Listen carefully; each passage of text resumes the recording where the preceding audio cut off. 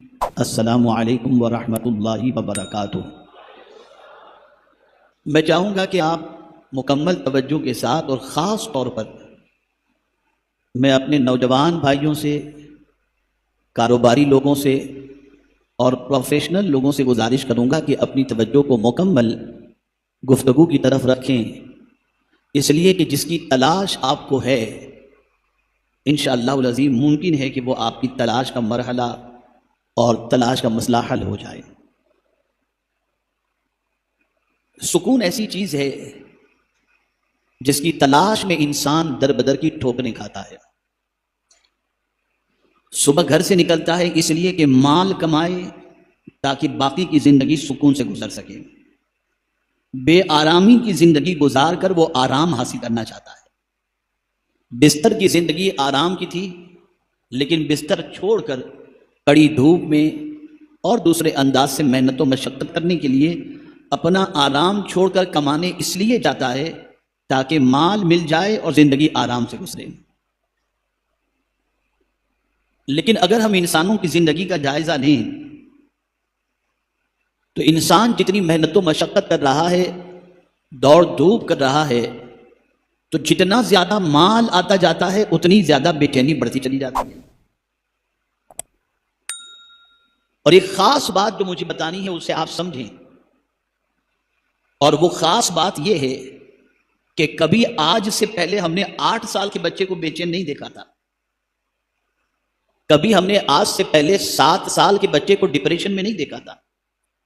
اس بچے کی عمر کیا، اس کی رسپانسبلٹی کیا کہ وہ بے چین ہو، لیکن آج ہم یہ دیکھتے ہیں کہ 8-8 10-10 سال کے بچے ڈپریشن میں جا رہے ہیں۔ اس کو بھی سمجھنا تھوڑا سا ضروری ہے تاکہ ہم اس کے سولیوشن کی طرف اپنے قدم کو بڑھا سکیں۔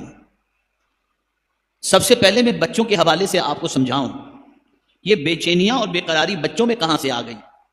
نہ ان کے بچے ہیں، نہ ان کو 8 سال کے بچے کو کما کے ماں باپ کو کھلانا ہے، پاکٹ منی باپ دے رہا ہے، اسکول کی فیس باپ دے رہا ہے، یونیفارم باپ دے رہا ہے، لیوش لائف فیسلٹی باپ دے رہا ہے۔ اے بچے، تو کس وجہ سے ڈپریشن میں چلا گیا؟ بس اس کو سمجھیں گے، آگے کی بات آسانی سے آپ کی سمجھ میں آ جائے گی۔ سن لیجئے، جب تک کہ کو ایجوکیشن کا سسٹم نہیں تھا، بچے الگ بچیاں الگ، جب تک کہ تعلیم کا نظام اس طریقے کا تھا کبھی کوئی بچہ ڈپریشن میں نہیں جاتا تھا، لیکن جب سے یہ تعلیمی نظام مخلوط ہو گیا اب چھوٹے چھوٹے بچے بھی ڈپریشن میں جانا شروع ہو گئے۔ اور اسی کے ساتھ یہ جو ہمارے ہاتھوں میں گیجٹ آ چکا ہے، موبائل آ چکا ہے، اس موبائل نے بھی انسان کی زندگی کو بے چینی کی وادیوں کی طرف ڈھکیل دیا ہے، اس لیے کہ انسان کے پاس اب خود کے لیے ٹائم نہیں ہے، اور جس انسان کے پاس خود کے لیے ٹائم نہ ہو وہ خدا کے لیے کہاں سے ٹائم نکالے گا؟ میرے پیارے آقا صلی اللہ علیہ وسلم کے پیارے دیوانوں، آج بہت ساری ایسی باتیں میں آپ کی سماعتوں کے حوالے انشاءاللہ کروں گا جسے سن کر کے اگر آپ نے اپنی زندگی کو اس روش پر ڈال دی جس روش پر چلنے کا پیغام دینے کی غرض سے میں حاضر ہوا ہوں، تو انشاءاللہ آپ کی زندگی پرسکون گزرے گی انشاءاللہ۔ سکون، لفظوں پہ توجہ چاہوں گا۔ انسان سکون باہر تلاش کرتا ہے، اور سکون باہر نہیں، سکون اندر ہے۔ اب آپ کہیں گے بڑی عجیب بات ہے، سکون باہر تلاش کرتا ہے، سکون اندر ہے، تو آئیے اس کو سمجھاؤں۔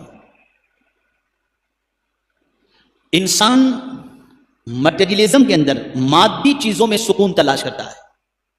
میرے پاس نرم گدا ہو تو مجھے سکون ملے گا، میرے پاس ایئر کنڈیشن ہو تو مجھے سکون ملے گا، میرے پاس بینک بیلنس ہو تو مجھے سکون ملے گا، میرے پاس بنگلو ہو تو مجھے سکون ملے گا۔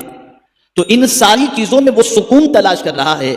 یہ ساری چیزیں باہر کی ہیں، ان باہر کی چیزوں کو آپ حاصل کریں گے تو سکون نہیں ملے گا، آرام ملے گا۔ سکون نہیں ملے گا، آرام ملے گا۔ تو اب سوال یہ پیدا ہوتا ہے سکون ملے گا کیسے؟ سکون کا طریقہ کیا ہے؟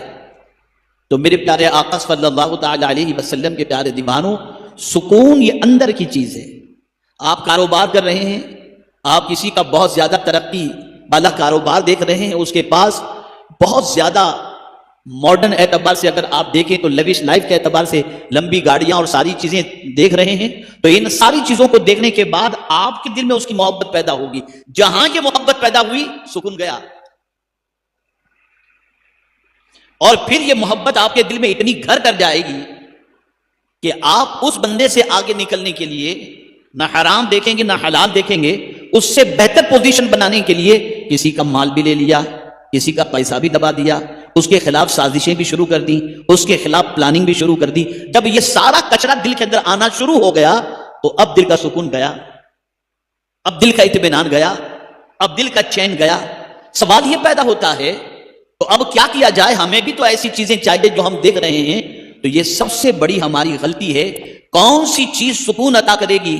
اللہ کے رسول صلی اللہ علیہ وسلم نے بہت بڑے لوگ اور بہت چھوٹے لوگ دونوں کے حوالے سے سرکار صلی اللہ علیہ وسلم نے فرمایا، جب تم دنیا کے معاملے میں اپنے سے بڑے کو دیکھو، بڑے کو دیکھو تو ان کے نقش قدم پر نہیں چلنا.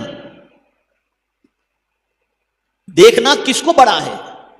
آقا کریم صلی اللہ علیہ وسلم نے فرمایا، دنیا کے معاملے میں اپنے سے چھوٹے کو دیکھو، اپنے سے کمتر کو دیکھو، اور دین کے معاملے میں اپنے سے بہتر کو دیکھو.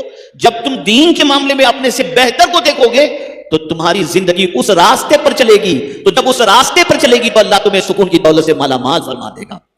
میں اس کو مثال کے ذریعے سمجھاؤں. کبھی آپ کی طبیعت کے اندر دین کے معاملے میں بہتر کو دیکھ کر اس راستے پر چلنے سے بے قراری نہیں ہوگی. مثال کے طور پر میں آپ کو بتاؤں، آپ نے دینی اعتبار سے دیکھا کہ یار میں تو صرف 5 وقت کی نماز پڑھتا ہوں، فلاں بندے کی پوزیشن تو یہ ہے کہ یار یہ تہجد بھی پڑھتا ہے، یہ جمعرات کے روزے بھی رکھتا ہے، یہ پیر کے روزے بھی رکھتا ہے، اور دولت ہے تو خوب خیرات بھی کرتا ہے، روزانہ اس کے یہاں سے کھانا جاتا رہتا ہے، غریب کھاتے رہتے ہیں. یہ ساری چیزیں تو دین کے معاملے میں جہاں آپ نے اپنے سے بہتر کو دیکھا تو آپ اس راستے پر اگر چل پڑے تو اللہ آپ کو سکون کی دولت عطا کر دے گا. اس لیے کہ نیکی سکون عطا کرتی ہے اور حسد بے چینی عطا کرتا ہے. میرے پیارے آقا صلی اللہ تعالی علیہ وسلم کے پیارے دیوانوں، تھوڑا سا آگے اور سمجھاتا ہوا چلوں. انسان کے جسم میں ایک کیمیکل ہے، اور وہ کیمیکل کی پوزیشن ایسی ہے کہ جتنے لیڈر ٹائپ کے لوگ ہوتے ہیں، جن کی پوزیشن ایسی ہوتی ہے کہ کوئی ٹارگٹ اچیو کرنے کا جذبہ ہوتا ہے، تو وہ فائٹ کرنے کی ایبلٹی بھی رکھتے ہیں، وہ ڈیبیٹ کرنے کی بھی ایبلٹی رکھتے ہیں، وہ پرابلم کے سولوشن کی ایبلٹی بھی رکھتے ہیں، وہ حالات سے گھبراتے بھی نہیں ہیں بلکہ راستہ نکالنے کی ایبلٹی رکھتے ہیں. اب اس کو میں سمجھاؤں تو بات سمجھ میں آئے گی. مثال کے طور پر اسپورٹس مین جو ہے وہ میدان میں جب اترتا ہے، بہت سارے پرابلمز اس کے فیملی کے ہوں یا کچھ بھی ہوں، لیکن ان پرابلمز کو نظر انداز کرتے ہوئے وہ میدان کے اندر اپنی ٹیم کے ساتھ اترتا ہے، پورا دن محنت کرتا ہے، مشقت کرتا ہے. سوال یہ پیدا ہوتا ہے جتنی بھاگ دوڑ وہ میدان کے اندر کر رہا ہے اتنی تو ہم نہیں کر سکتے، تو آخر اس کے اندر یہ کیپیسٹی کیسے آئی؟ تو سوال یہ پیدا ہوتا ہے یہ کیپیسٹی، یہ فائٹ کرنے کی ایبلٹی اس کے اندر صرف اس لیے آئی ہے کہ وہ ایکسرسائز کرتا ہے، وہ ورزش کرتا ہے، وہ صبح و شام کھانے پینے میں احتیاط کرتا ہے، بہت زیادہ کھاتا نہیں جس سے طبیعت لونج ہو جائے، بلکہ وہ کوشش کرتا ہے کہ میں کم سے کم کھاؤں، لیکوڈ پر رہوں، میدان میں اتروں تو پرفارمنس میرا اچھے سے اچھا ہونا چاہیے. اب ہم دوسرے اینگل سے دیکھتے ہیں. میرے پیارے آقا صلی اللہ تعالی علیہ وسلم کے پیارے دیوانوں، اس کا ایک اور مقصد بھی ہوتا ہے کہ میدان کے اندر اگر میں اچھی طریقے سے اپنا رول پلے کروں گا تو مجھے اتنا ملے گا، میری ترقی ہوگی، میں مین آف دی میچ بنوں گا تو مجھے اتنا ملے گا، مین آف دا سیریز بنوں گا تو مجھے اتنا ملے گا،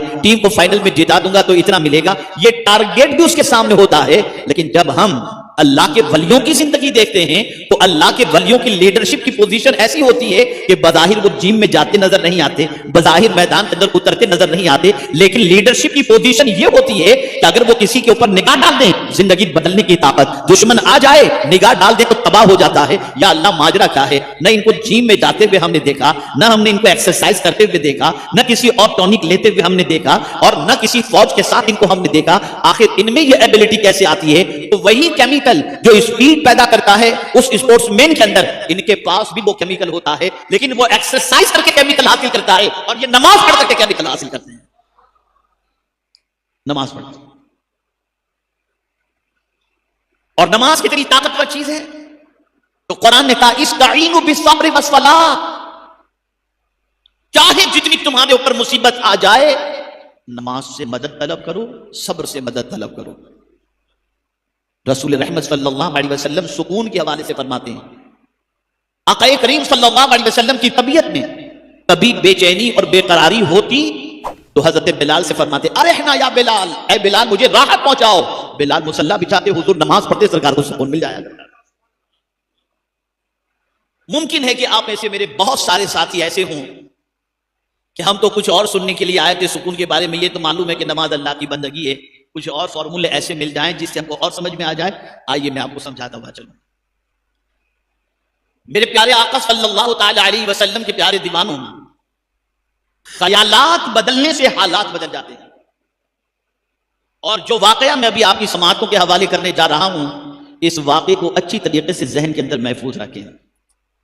ایک صاحب ٹرین میں سفر کر رہے تھے، اوپر والی برتھ تھی، آرام سے لیٹے ہوئے تھے، اسٹیشن پہ گاڑی رکی، ایک صاحب اپنے چند بچوں کے ساتھ اس ڈبے کے اندر چڑھے۔ بہت غور سے سنیے گا، ڈبے میں چڑھتے ہی بچوں کا شور شروع ہو گیا، بچے ہیں تو شور ہونا ہے، بچوں نے شور شروع کیا۔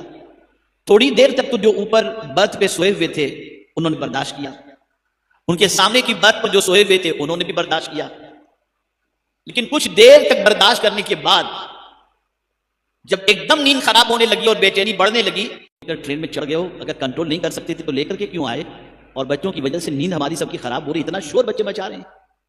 اس نے سنا، توجہ چاہوں گا، اس نے سنا۔ اب ایک حالت میں آپ کو بتا رہا ہوں، سب غصے میں تھے یا نہیں تھے؟ جواب دیجیے، آپ بولیے، سب غصے میں تھے نا؟ بچوں کے شور نے ان کی نیند خراب کر دی تھی یا نہیں؟ جواب دیجیے، خراب کر دی تھی۔ اب وہ شخص جس کے یہ بچے تھے، اس نے ایک شخص کے کان میں کچھ کہہ دیا۔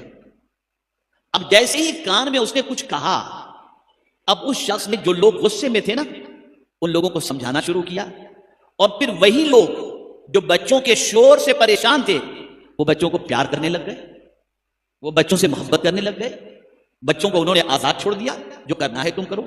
سوال یہ پیدا ہوتا ہے کہ اس شخص نے، یعنی بچوں کے باپ نے، آخر وہ کون سی بات کہی تھی؟ اسے سنیے۔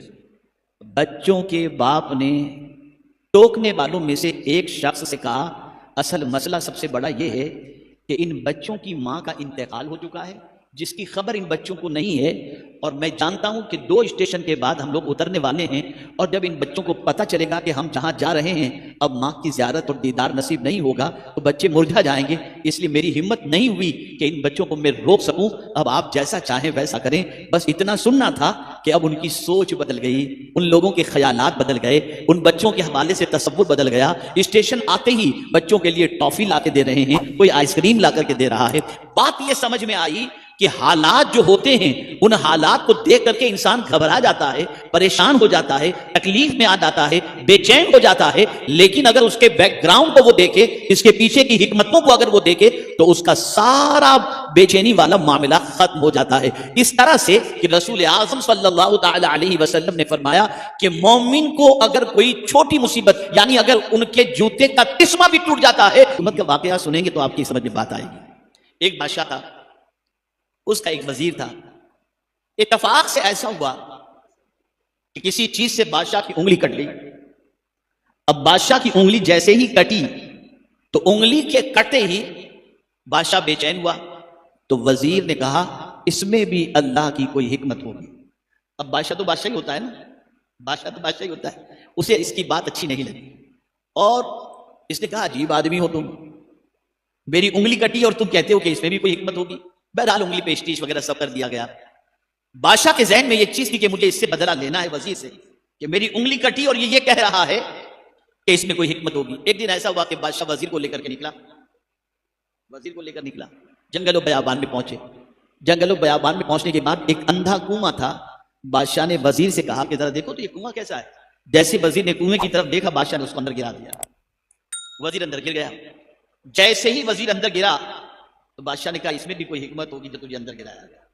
اب وزیر ہوا پریشان، وزیر ہے کنویں کے اندر، اب بادشاہ نکلا واپس جانے کے لیے۔ اب جب بادشاہ جا رہا ہے جنگل و بیابان سے، تو جنگل میں بسنے والے جنگلی لوگ کسی کی تلاش میں تھے کہ کوئی شخص مل جائے اور اس کی بلی چڑھا دیں ہم۔ اسے دیکھ لیا، پکڑ لیا، اس کو گلے میں ہار ڈالا، اور ہار وغیرہ ڈالنے کے بعد ڈھول باجے گاجے کے ساتھ اس کو ذبح کرنے کے لیے لے کر کے گئے۔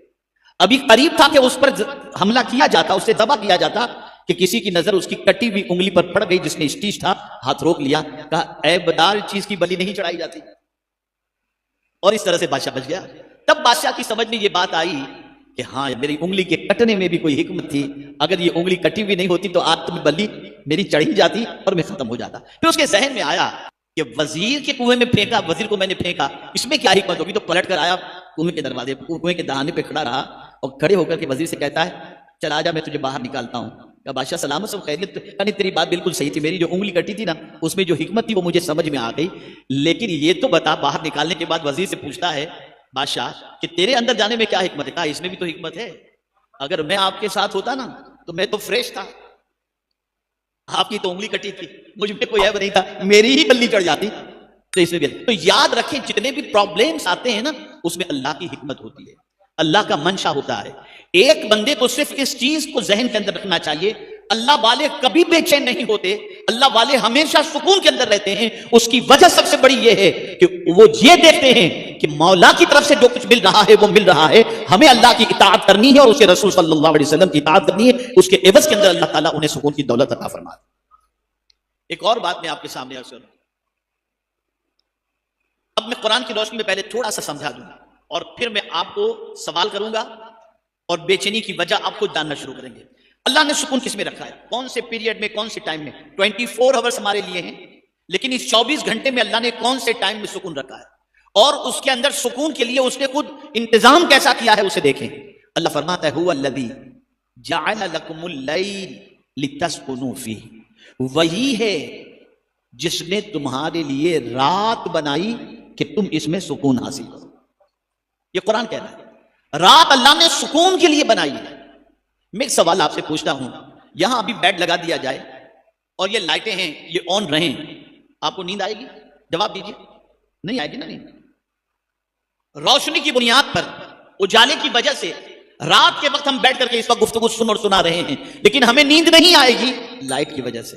میرا مولا جانتا ہے میرے بندے بھی نہیں سو سکیں گے اگر میں نے سورج کو رات کے وقت سورج کو جو ہے وہ غروب نہیں کیا، تو رات ہوتے ہی سورج کو غروب کر دیتا ہے، اور چونکہ ہر گھر کے اندر نائٹ لیمپ جلا رہتا ہے تو اللہ نے تاروں کو جگمگا کے رکھا تاکہ میرے بندے اگر تو فٹ پاتھ پر بھی سونا چاہے تو تجھے کوئی بڑی روشنی نہیں ملے گی، ڈیم لائٹ کے اندر تو آرام سے سو کر اپنی راتوں کو گزار سکتا ہے۔ رات اس نے سکون کے لیے بنائی، توجہ چاہوں گا، رات اس نے سکون کے لیے بنائی، اور دنیا نے بھی یہ طے کر لیا کہ کوئی سکون سے اپنی رات نہ گزار سکے، تو جتنے گناہ کے اڈے کھلتے ہیں سب رات ہی کو کھلتے ہیں، سارے رات۔ میرے پیارے آقا صلی اللہ تعالی علیہ وسلم کے پیارے دیوانوں، آج مسلمان یہ سوچے کہ جس رب نے رات سکون کے لیے بنائی ہے وہ مسلمان اپنی رات کس چیز کے اندر گزارتا ہے، وہ اپنی راتوں کو کن کاموں کے اندر گزارتا ہے۔ رات ہوتے ہی گندی پکچروں کو دیکھنا، رات ہوتے ہی آوازی کرنا، رات ہوتے ہی گناہوں کے اڈوں پہ جانا، رات ہوتے ہی چوراہے پر بیٹھ کر گپ شپ کرنا، رات ہوتے ہی ہوٹل بازی کرنا، رات اس طریقے سے گزارنے کی بنیاد پر اس کی زندگی تباہ ہو گئی۔ اللہ والے بھی رات جاگتے تھے لیکن گناہوں کے لیے نہیں، اللہ کی بندگی کے لیے جاگا کرتے تھے، بھلائی کے کاموں کے لیے جاگا کرتے تھے۔ میرے پیارے آقا صلی اللہ علیہ وسلم کے پیارے دیوانوں، اسی لیے قرآن مقدس کے اندر اولیاء کرام علیہم الرضوان کی جو شان بیان کی گئی وہ بھی رات کے حوالے سے۔ آپ دیکھیں ہمیں اللہ عز و جل نے جتنی بھی ساعتیں عطا فرمائی ہیں اس میں بڑی رات ہی زیادہ تر ملیں گی۔ شب برات، شب معراج، شب قدر، یہ سب بڑی رات ہی تو ہے نا۔ قرآن نازل کرنا ہوا شب قدر میں نازل کیا، حضور کو بلانا ہوا شب معراج اپنے دیدار کے لیے بلایا، مغفرت کا پروانہ عطا کرنا ہوا شب برات ہمیں عطا فرمائی، دعاؤں کی قبولیت کے لیے جو 5 راتیں اللہ نے عطا فرمائی وہ 5 راتیں بھی راتیں ہی اللہ نے عطا فرمائی، اس لیے کہ رات گناہوں کے دھبوں میں اضافے کے لیے نہیں، گناہوں کے دھبوں کو مٹانے کے لیے ہے اور رب سے ملاقات کے لیے ہے۔ اس بندے کی ہیلتھ سب سے اچھی رہتی ہے جو رات کو آرام کرتا ہے۔ اب آئیے سنیے ہمارا حال کیا ہے۔ آج کا انسان راتوں کو گناہ کرتا ہے پھر بھی معافی نہیں مانگتا، لیکن اللہ والوں کی پوزیشن قرآن بیان کرتا ہے کانوا قلیلا من اللیل ما یہجعون، کہ وہ رات کو بہت کم سوتے، بہت کم۔ تو کیا کرتے تھے؟ تو اللہ والوں کے حوالے سے قرآن نے کہا والذین یبیتون لربہم سجدا وقیاما، وہ سجدے اور قیام میں اپنی راتوں کو گزار دیتے تھے۔ اب یہاں سے یہ بات سمجھ میں آئی اللہ والوں کی راتیں عبادت میں گزرتی ہیں، لیکن پھر آگے کی آیت کے ٹکڑے نے دماغ کو جھنجھوڑ کے رکھ دیا کہ رات پوری عبادت میں گزری۔ اب قرآن کہتا ہے وبالاسحار ہم یستغفرون، سحری کے وقت، صبح کے وقت وہ اللہ سے بخشش کی بھیک مانگتے ہیں۔ یا اللہ، عبادت کر کے اللہ سے معافی مانگ رہے ہیں، عبادت کر کے اللہ سے معافی مانگ رہے ہیں۔ گناہ کر کے کوئی معافی مانگے تو بات سمجھ میں آتی ہے، لیکن عبادت کر کے معافی مانگنے کی وجہ کیا ہے؟ رات کی اینڈ کے ٹائم پر، صبح کے شروع ہونے سے پہلے پہلے، تو مفسرین فرماتے ہیں وجہ یہ ہے کہ رات بھر انہوں نے عبادت تو کی، معافی اس لیے مانگتے ہیں کہ اے اللہ جیسی تیری شان ہے ویسی ہم نے عبادت نہیں کی، اگر اس میں کوئی کوتاہی رہ گئی ہو تو تو معاف کرنا۔ پتا چلا وہ عبادت کر کے بھی اللہ سے معافی مانگتے تھے، اور ہم گناہ کر کے بھی اللہ سے معافی مانگنے کو تیار نہیں۔ میرے پیارے آقا صلی اللہ تعالی علیہ وسلم کے پیارے دیوانوں، اسی کے ساتھ ایک اور چیز بھی آپ ذہن کے اندر رکھیں، بہت چھوٹا جملہ ہے، لیکن اگر آج اس کو آپ یاد کر کے اٹھیں گے نا تو بڑا فائدہ ہوگا۔ سکون دینے سے ملتا ہے، جملے پر توجہ چاہوں گا، سکون دینے سے ملتا ہے۔ آپ دوسرے کو سکون دو، اللہ آپ کو سکون عطا کرے گا، یہ گیو اینڈ ٹیک والی پوزیشن۔ آپ دوسرے کو سکون دو، اللہ آپ کو سکون عطا کرے گا۔ ایک واقعہ عرض کرتا ہوں، ایون یہاں تک کہ جانور کو بھی سکون دو، اس کے عوض میں بھی اللہ آپ کو سکون عطا کرے گا۔ میں ایگزامپل کے ذریعے بتاؤں، پہلے کے زمانے میں لوگ لکھا کرتے تھے نا، تو لکڑے کا قلم ہوتا تھا، اینک کے اندر بھگو کر نکالتے تھے اور پھر اس سے لکھا کرتے تھے، کوئی بال پین اور کوئی فاؤنٹن پین وغیرہ کچھ ایسی چیز نہیں ہوتی تھی اس زمانے کے اندر۔ ایک بزرگ نے قلم کو سیاہی کے اندر ڈالا، لکڑی کا قلم تھا، سیاہی کے اندر ڈالا، پھر نکالا، جیسے ہی ہاتھ میں لے کر ایسے کھڑے تھے، ہاتھ میں قلم تھا، اور جیسے ہی باہر نکالا ایک مکھی آئی، آ کر کے قلم کی نوک پر جو سیاہی تھی اس کو چوسنا شروع کر دیا۔ تو بزرگ نے ایسے ہی پکڑ کے رکھا، ساری اینک جو ہے نا وہ مکھی نے پی لی۔ جب پوری اینک مکھی نے پی لی، بزرگ نے قلم کو نیچے کیا، مکھی اڑ گئی، اور پھر واپس جو ہے اینک کے اندر ڈبو کر آپ نے لکھنا شروع کیا۔ کچھ دنوں کے بعد ان کا انتقال ہوا اس بزرگ کا، کسی نے دیکھا اللہ ان کو جنت عطا فرما دیا ہے، تو پوچھتے ہیں اس بزرگ سے کہ حضرت یہ تو بتائیے آپ جنت کے مزے لوٹ رہے ہیں، کس عمل نے آپ کو جنت میں پہنچا دیا؟ تو جواب میں فرماتے ہیں میں نے مکھی کو دنیا میں سکون دیا، آخرت میں اللہ نے مجھے سکون عطا فرما دیا۔ سکون دینے سے ملتا ہے۔ ہم کسی کے راستے میں روڑے اٹکا کر چاہیں کہ سکون مل جائے، نہیں مل سکتا۔ آپ سکون پہنچاؤ، اللہ آپ کو سکون عطا کرے گا۔ اب ایک آخری بات عرض کرتا ہوں، اسے ذہن میں رکھیے۔ ایک صاحب بنگلو بنا رہے تھے، اور ظاہر سی بات ہے کہ اس کو بننے میں ٹائم لگتا ہے، اور مزدور کام کرتے تھے۔ ٹیمپریچر ابھی آپ جانتے ہیں کہ کتنا ٹیمپریچر، ابھی 2 دن سے یہاں پر تھوڑی سی راحت ہے، ورنہ 40 41 42 44 45 اس طریقے کا ٹیمپریچر، 50 تک کے ٹیمپریچر کی بات۔ اب مزدور کام کرتے تھے، لیکن وہ بنگلو بنانے والا تھوڑا سا فراخ دلی والا تھا، تو وہ یہ کرتا تھا کہ بنگلو کے مزدور جتنے تھے نا ان کے لیے روزانہ دوپہر میں اچھا کھانا وغیرہ بنواتا۔ ایک دن اتفاق سے اس بنگلو بنوانے والے کے 2 دوست بھی سنڈے کو دوپہر میں وہاں پہنچ گئے۔ ذرا دیکھیں تو اسے کیسا کام ہو رہا ہے، کیا ہو رہا ہے۔ جیسے وہاں پر پہنچے تو ان کے لیے بھی کھانے کا انتظام کیا گیا، تو انہوں نے کہا کہ ہم وہی کھائیں گے جو مزدور کھاتے ہیں، تو مزدور کے کھانے کے ساتھ ساتھ ان کو بھی ٹیبل پر کھانا لگا دیا کہ وہ کھانا کھا لیے، اور مزدور لوگ نے بھی پیٹ بھر کر کے کھانا کھایا۔ اب پیٹ بھر کر کے کھانا کھانے کے بعد دوپہر کی چلچلاتی دھوپ میں سیمنٹ کی گونی تھی، ایک کنارے پر رکھی اور لیٹ گئے۔ ایسے لیٹتے ان کی آنکھ بھی لگ گئی۔ مزدور کڑی دھوپ کے اندر، چلچلاتی دھوپ میں کھانا کھانے کے بعد سیمنٹ کی گونی پر ایسے ہی لیٹے اور آنکھ بھی لگ گئی، کراٹے مارنے لگے۔ بنگلو کا مالک جو تھا نا، جو بنگلو بنوا رہا تھا، اس نے اپنے دونوں دوستوں سے کہا میں فلٹر پانی پیتا ہوں، میرا کھانا بھی بہت ہر طریقے سے احتیاط والا ہوتا ہے، ساری چیزیں ہوتی ہیں، لیکن خدا کی قسم ذرا ان مزدوروں کو دیکھو، تم دیکھو ان کو کیسے مزے سے سو رہے ہیں نا۔ واللہ میں تم کو کہتا ہوں میں اس چیز کو حاصل کرنے کے لیے بڑی کوشش کر رہا ہوں، سب تو ہے یہ سکون میرے پاس نہیں، ایسی نیند مجھے نصیب نہیں ہو رہی جیسی یہ نیند کر رہے ہیں۔ مجھے رات کو نہ جانے کتنی ٹیبلٹس لینی پڑتی ہیں، نہ جانے کتنی گولیاں کھانی پڑتی ہیں، تب بھی مجھے ایسی نیند نہیں آتی۔ تو اس میں چونکہ ایک صاحب دل تھے تو انہوں نے بڑی پیاری بات بتائی۔ انہوں نے ان سے کہا دیکھو یہ بات ہمیشہ کے لیے تم ذہن کے اندر رکھو، سکون تم باہر تلاش کرتے ہو، سکون اندر کی چیز ہے۔ ادھر سے دنیا کی محبت نکالو، ادھر سے سکون آنا شروع ہوگا۔ اب ایک جملہ عرض کرتا ہوں، روحانیت کیا ہے؟ دنیا کی محبت سے بیزار ہو جانا اور اللہ کی محبت میں بیدار رہنا، اس کا نام ہے روحانیت، اور اس سے اللہ سکون کی دولت عطا کرتا ہے۔ میرے پیارے آقا صلی اللہ تعالی علیہ وسلم کے پیارے دیوانوں، خوب دولت کماؤ، مال و زر کمانے کے اندر کوئی پرابلم کی بات نہیں ہے، لیکن یہ بات ضرور یاد رکھنا کہ مال کے ذریعے اگر آپ نے حرام ناجائز گناہ کے کام کیے کبھی سکون نہیں مل سکتا، لیکن اگر مال کے ذریعے اللہ اور اس کے رسول کی راہ کے اندر خرچ کرنے کے ساتھ آپ نے اللہ اور اس کے رسول کی اطاعت کی، اللہ سکون کی دولت سے مالا مال فرما دے گا۔ میرے پیارے آقا صلی اللہ علیہ وسلم کے پیارے دیوانوں، ابھی رمضان المبارک سے پیشتر علی گڑھ مسلم یونیورسٹی میں میرا پروگرام تھا، تو وہاں میں نے ایک بات جو کہی تھی اسٹوڈنٹس اور پروفیسر کے درمیان، وہی بات میں اس وقت آپ سے کہتا ہوں، اسے ذہن میں رکھیں۔ ویسٹرن ورلڈ کے اندر کسی چیز کی کمی نہیں، لیونگ اسٹینڈرڈ بہت ہائی، سارا کھانا پینا سب فریش، مکان اچھے، راستے اچھے، آب و ہوا، اسپورٹس کے لیے، گیم کے لیے میدان، ساری چیزیں، گارڈن وارڈن، ساری چیزیں، لیکن دنیا میں سب سے زیادہ بے چین اگر کہیں کے لوگ ملیں گے تو وہاں کے ملیں گے۔ یہاں ہندوستان کا جھوپڑے میں رہنے والا بھی اتنا بے چین آپ کو نہیں ملے گا جتنا امریکہ کے اندر بنگلوں میں رہنے والے لوگ بے چین آپ کو۔ تو سوال یہ پیدا ہوتا ہے کہ سب کچھ ہوتے ہوئے بے چین کیوں؟ یاد رکھنا، خاص طور پر جب کوئی شخص گناہ کرتا ہے نا، وہ بے چین ہو جاتا ہے۔ بے چینی کی سب سے بڑی وجہ گناہ ہے۔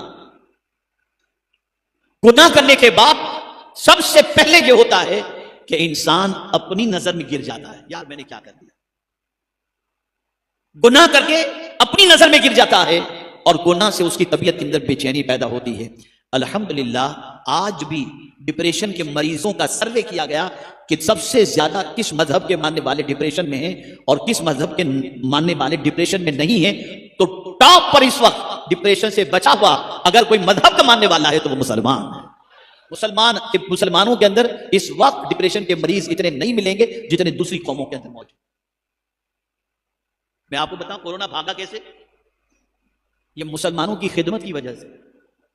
آپ دیکھیں جن لوگوں کو کوئی جلانے والا، دفن کرنے والا، پوچھنے والا نہیں تھا، مسلم قوم کے بچے وہاں جا جا کر یہ سارے کام انجام دیتے تھے، اللہ تعالیٰ نے اس کی وجہ سے اس کورونا کو بھی بھگا دیا۔ یاد رکھیں اور اچھی طریقے سے یاد رکھیں، سکون دوسرے کو سکون پہنچانے سے ملتا ہے۔ اسی کے ساتھ دل کو کسی کے لیے حسد کینے سے پاک رکھنے سے سکون ملتا ہے۔